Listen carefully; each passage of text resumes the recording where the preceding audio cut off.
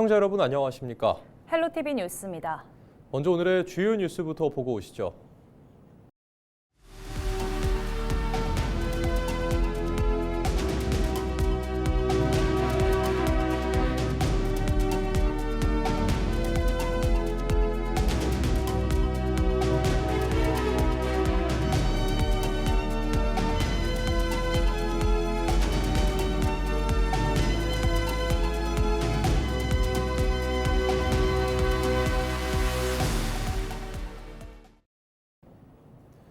깊은 상처를 남긴 경북 산불이 발생 1주기를 맞았습니다. 안동 문화의 거리에서는 1주기 추모제가 열렸는데요. 희생자를 기리는 마음과 함께 일상으로의 복귀를 위한 지원이 필요하다는 목소리가 커지고 있습니다. 홍하영 기자입니다. 단 위에 하얀 국화가 놓여 있습니다. 지난해 발생했던 경북 산불로 목숨을 잃은 희생자를 기리는 분향소입니다. 안타까운 마음은 꽃과 함께 위패 앞에 놓였습니다. 경북 산불 발생 1주기를 맞아 안동 문화의 거리에서 추모제가 열렸습니다. 피해 주민과 지역 주민이 함께 슬픔을 나눴습니다. 지난 산불로 가족을 잃은 한 주민은 충격으로 안동을 떠났다가 1주기 추모제를 계기로 처음으로 이곳을 찾았습니다. 이사 옮기는 과정에 이제 불이 났거든요. 그래서 저희 어머님, 저희 아버지, 엄마, 유골 모시고 왔고, 근데 다 날아가 버리고 조금만 찾았고요. 그리고 남편은 이제 화상이 심해갖고 대구 캐톨릭병원에 계시다가 그리고 돌아가셨어요. 집과 가게, 농작물과 가축까지 잃은 주민들은 빚을 안은 채 어렵게 일상을 이어가고 있습니다. 산불 이전의 삶으로 돌아갈 수 있을지도 의문입니다. 사과가 창고에 있는 거 그때 다 타버려가지고 솔직히 지금 와서는 한 푼도 피해 보상도 한번 받아본 적이 없고 그래서 어머니 특별법 해가 우선 신청은 해놨습니다. 그래가 했는데 사실 그렇게 우리가 좀 실리적인 전부는 다 줄 수는 없지만은 생각을 좀 해줬으면은. 지난 경북 산불로 주택 3,800여 동이 소실됐고 5,400여 명의 이재민이 발생했습니다. 이 가운데 3,800여 명은 아직도 집으로 돌아가지 못하고 있습니다. 임시주택에 살고 있는 고령자 대부분은 대출을 받아도 상환이 어려울 것 같아 엄두도 못 내고 있습니다. 또 화상치료비 지원과 후유증 사망 인정, 주거 지원과 세입자 지원 현실화 역시 해결되지 못하고 있습니다. 주거, 생계, 관계 회복을 위해서 이번 산불특별법에 의해 출범한 피해지원재건위원회가 현장 체감형 재건위원회가 되어야 됩니다. 피해 주민들과 함께 추가 지원 기준을 만들어서 실질적인 회복이 될 수 있도록 정치권의 많은 역할이 필요합니다. 삶의 터전을 한순간에 잃었지만 사람들은 슬픔을 딛고 다시 희망의 뿌리를 내리기 위해 애쓰고 있습니다. 피해 회복을 위한 실질적인 지원이 필요합니다. 헬로티비 뉴스 홍하영입니다. 최근 고성능 유료 AI 모델을 개인적으로 쓰려면 매달 수만 원의 구독료를 내야 합니다. 학생들에겐 적지 않은 부담인데요. 대구대학교가 주요 유료 AI 모델을 통합해 학생들에게 무료로 보급하고 수업 현장에 접목해 주목받고 있습니다. 신병균 기자가 취재했습니다. 대구대학교 시각디자인 강의실. 학생들의 손놀림이 분주합니다. 화면에 띄워진 건 단순한 디자인 툴이 아니라 최신 유료 AI 모델들입니다. 로고 제작과 광고 디자인 과제를 위해 관련 단어를 입력하자 인공지능이 순식간에 수십 가지 시안을 제안합니다. 과거 자료 조사와 초안 작성에만 며칠씩 걸리던 작업이 몇 분 만에 해결됩니다. 학생들은 이제 기술적인 단순 반복 작업 대신 창의적인 기획에 더 많은 시간을 쏟고 있습니다. 로고 같은 거를 만약에 제작을 한다면은 다양한 디자인 시안을 저희가 여러 개를 다 만들어 봤어야 되는데 AI를 활용을 하면서 다양한 로고 시안을 뽑아주니까 저희가 이제 그거를 선택을 해서 저희가 직접 발전을 시킬 수 있어서 되게 편해진 것 같습니다. 대구대학교가 새 학기부터 도입한 이 플랫폼은 학번 로그인만으로 AI 6종을 자유롭게 쓸 수 있게 설계되었습니다. 특히 토큰 배급제를 도입해 전공과 수강 과목에 맞춰 적정 사용량을 배정해 교육 인프라의 효율성을 높였습니다. 대구대학교는 AI를 도구 삼아 1인 다역을 해내는 이른바 증강인재를 키워내겠다는 구상입니다. AI를 통해서 사실은 이제 네이밍부터 시작해가지고 브랜드 디자인, 그다음에 컨셉, 브랜드 기획까지 한 번에 다 이룰 수 있는 그런 시대가 됐습니다. 그래서 수업 자체도 예전에는 모든 것을 네가 직접 다 해야 된다고 이야기했는데 지금은 이제 그럴 필요가 없다. 기업에서 원하는 인재상은 AI를 잘 활용할 수 있는 인재를 원한다. AI 환경 자체가 대학의 새로운 경쟁력이 되는 시대, 지역 대학의 파격적인 디지털 실험이 급변하는 미래 산업 현장에 발맞춘 인재 양성의 새로운 표준을 제시하고 있습니다. 헬로티비 뉴스 신병균입니다. 영주시가 드론 특별 자유화 구역 조성 사업을 본격적으로 추진합니다. 드론 특별 자유화 구역은 드론 산업의 실용화와 사업화를 촉진하기 위해 인증과 허가, 신고 절차를 간소화한 규제 특구로 민간 기업이 실제 환경에서 드론 기술과 서비스를 실증할 수 있습니다. 영주시는 지난해 7월 국토부 심사를 거쳐 드론 특별 자유화 구역으로 지정된 4개 공역에서 내년 7월까지 드론 산업 실증과 상용화 선도에 나설 방침입니다. 특히 안정면 비상 활주로를 활용한 드론 기술 실증 사업을 비롯해 드론 배송 사업과 드론 순찰 등 다양한 실증 사업을 추진할 계획입니다. 제81회 식목일을 맞아 경상북도가 희망 나무 심기 행사를 개최했습니다. 산불 피해지인 영덕군 영덕읍 대탄리에서 열린 이번 행사는 지난해 초대형 산불로 큰 피해를 본 산림에 새로운 생명을 불어넣어 다시 푸른 숲을 일구기 위한 희망의 의미를 담았습니다. 경상북도는 이번 나무 심기를 시작으로 본격적인 산불 피해지 복구에 나선다고 밝혔습니다. 올해 산불 피해지 2,090헥타르에 산번나무와 소나무 등 12종 424만 본을 심는 등 앞으로 5년 동안 2,142억 원의 예산을 들여 14,283헥타르의 산림을 복원해 나갈 계획입니다.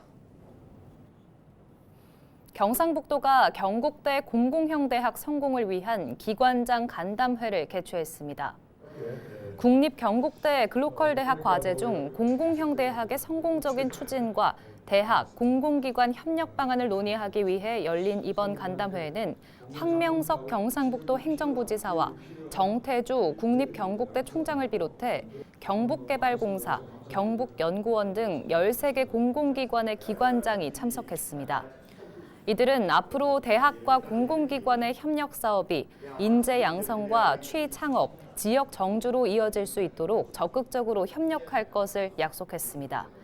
한편 지난 2023년 교육부로부터 글로컬 대학에 지정된 국립경북대학교는 공공형 대학, 인문혁명, 지역 상생 등 100여 개 과제를 추진하고 있습니다.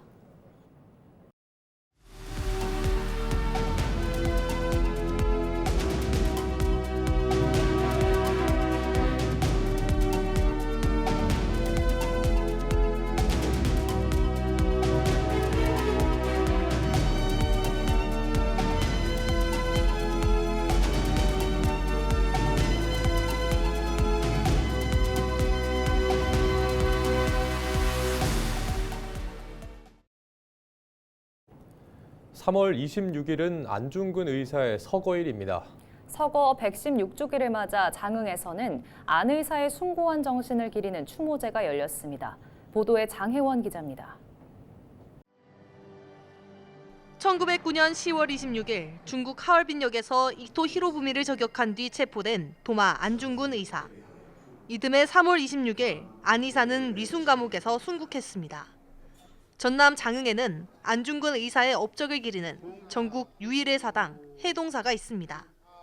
1955년 장흥 죽산 안씨문중은 안 의사가 제사를 지낼 후손이 없다는 걸 알고 이를 안타깝게 여겨 해동사를 건립했습니다. 해동사에는 안 의사의 영정과 위패가 있고 순국일인 3월 26일에는 전통 제례를 비롯해 저격 장면 재현, 뮤지컬 영웅 음악 공연 등이 이어집니다. 이곳 장흥에 안중근 의사님의 영정과 위패를 모신 해동사가 자리하고 있다는 것은 그 숭고한 정신이 이 땅 위에 이어지고 있음을 보여주는 소중한 역사이자 자부심입니다. 장흥군은 2년 전 해동사 인근의 추모 역사관과 체험 공간도 조성했습니다. 사업비 70억 원을 들여 안 의사의 생애와 독립운동을 담은 전시와 저격 장면을 구현한 미디어 아트, 포토존 등을 마련했습니다. 안중근 의사의 어떤 그 뜻을 기리기 위해서 2024년에 보시는 추모 역사관을 장흥에서 건립을 했고요. 그리고 매년 3월 26일에 이렇게 추모제를 거행하고 그리고 10월 달에는 안중근 의사 의거일에 맞춰서 이렇게 저희가 봉양 행사를 하고 있습니다. 장흥에서 올해 72회째를 맞은 안중근 의사 순국 추모제. 장흥군은 물론 지역 주민과 방문객들도 안 의사의 숭고한 정신을 되새기며 자유와 평화, 애국의 가치를 공유하고 있습니다. 헬로티비 뉴스 장혜원입니다. 우리 기술로 독자 설계 건조한 3,000톤급 잠수함 도산 안창호함이 역사적인 항해에 나섭니다. 우리 잠수함 최초로 태평양을 건너 캐나다와 연합훈련에 참여하는데요. 출항 전 환송식 현장을 표영민 기자가 다녀왔습니다. 진해 군항의 3,000톤급 잠수함 도산 안창호함이 모습을 드러냈습니다. 국내 기술로 건조된 첫 잠수함으로 캐나다 연합훈련 참가를 앞두고 출항 준비가 한창입니다. 도산 안창호함은 이곳 진해 기지를 떠나 태평양을 횡단합니다. 캐나다까지 14,000km, 우리나라 잠수함 중 최장 항해입니다. 잠수함 사령부에서는 캐나다 연합훈련 참가를 기념하는 환송식이 열렸습니다. 행사에는 해군 참모차장과 방위사업청장, 캐나다와 영국 대사 등이 참석했습니다. 특히 진해 바닷물을 담은 캡슐을 전달하는 합수 의식도 진행됐습니다. 이 물은 캐나다 바닷물과 섞여 양국 협력의 상징으로 보관될 예정입니다. 승조원들은 장거리 항해와 연합훈련 임무를 성공적으로 수행하겠다는 각오를 밝혔습니다. 잠수함은 항상 미지의 항로를 개척해왔으며 이번 태평양 횡단도 새로운 역사를 개척하는 의미 있는 항해가 될 것입니다. 도산 안창호함 승조원 모두가 일치 단결하여 훈련 성과를 달성하고 나아가 대한민국 잠수함의 뛰어난 성능을 널리 알리겠습니다. 출항을 앞둔 부두에서는 승조원들과 가족들의 이별도 이어졌습니다. 승조원들은 가족들과 마지막 시간을 보내며 서로를 꼭 끌어안았습니다. 어린 자녀를 품에 안은 채 쉽게 발걸음을 떼지 못하는 아버지, 건강히 다녀오라며 눈시울을 붉히는 부모의 모습도 보였습니다. 안전하게 잘 다녀오겠죠. 가서 작전도 잘 하고 저 안에 있는 모든 아들들 다 안전하게 잘 갔다 왔으면 좋겠습니다. 가서 국기도 선양하고요. 네. 도산 안창호함은 오는 5월 말 캐나다 빅토리아에 입항해 연합훈련을 실시한 뒤 6월에는 하와이 림팩 훈련에 참가할 예정입니다.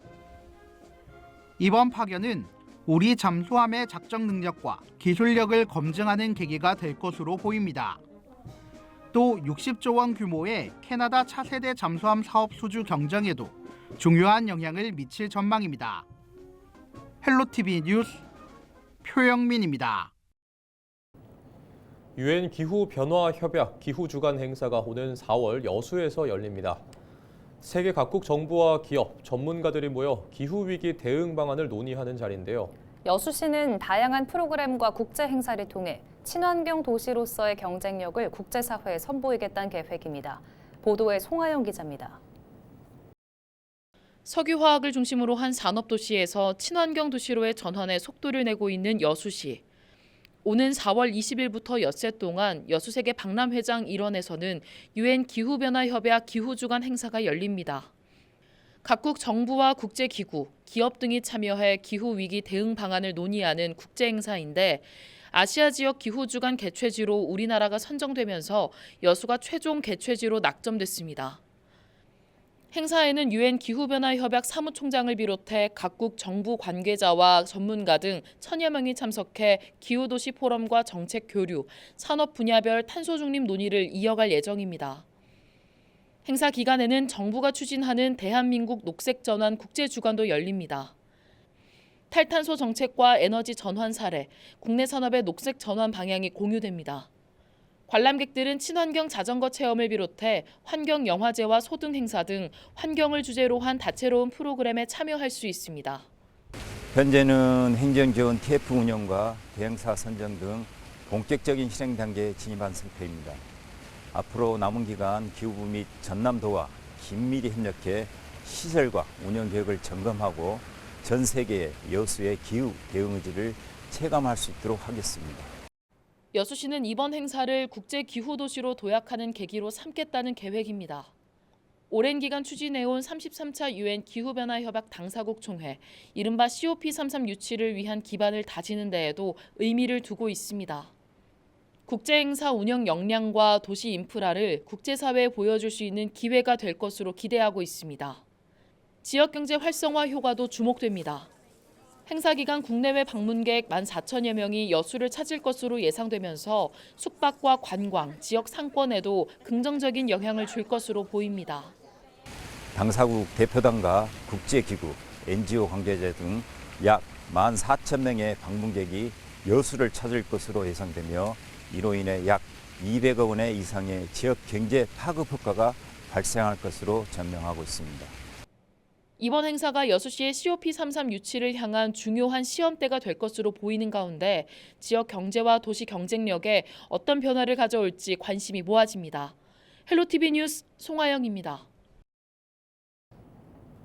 치악산 둘레길에서 정체불명의 폐기물 의심 물체들이 방치돼 논란입니다.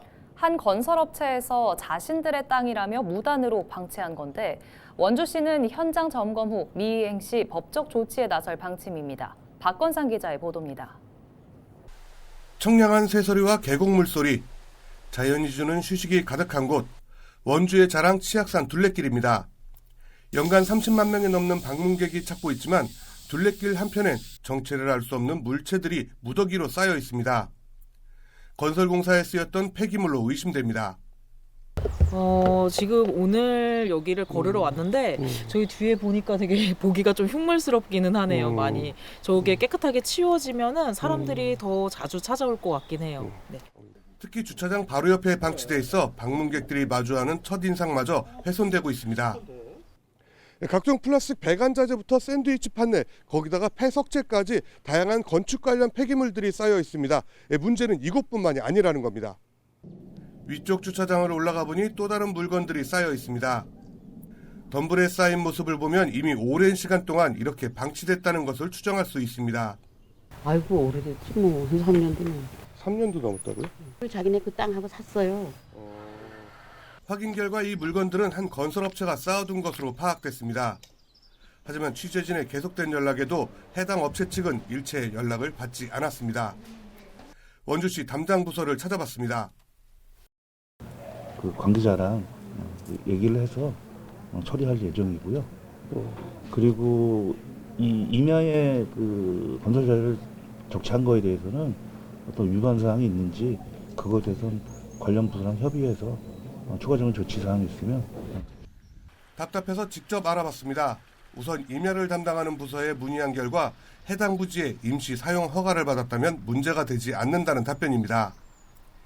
임시 사용 허가를 받았는지 확인해봤습니다. 해당 지역에 대한 허가가 나간 기록이 없습니다. 결국 건축자재든 폐기물이든 허가 없이 쌓여 있다면 불법입니다. 원주시는 현장 점검 이후 계도 기간을 거쳐 미이행 시 법적 조치에 나선다는 계획입니다. 자연을 만끽하기 위한 치악산 둘레길이 행정의 공백과 기업의 무책임으로 몸살을 앓고 있습니다. 헬로티비 뉴스 박건상입니다.